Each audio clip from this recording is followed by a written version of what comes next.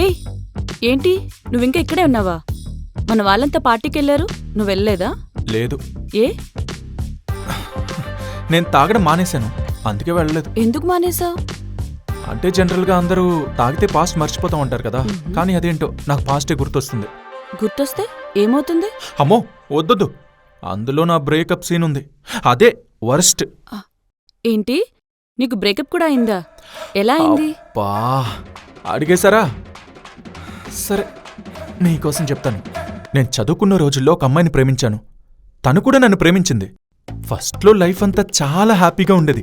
Morning పికప్లు, evening డ్రాపులు, మేం చూడని cinema అంటూ లేదు, వెళ్ళని పార్క్ అంటూ లేదు. ఓ అంతేకాకుండా రెస్టారెంట్స్, మాల్స్, మల్టీప్లెక్స్లు, అబ్బో మనం చాలా తిరిగా ఉండే.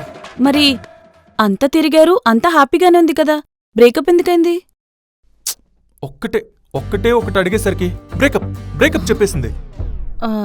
ఏమడిగావు? తిరిగింది చాలు, పెళ్లి చేసుకుందాం అన్నానండి, అంతే.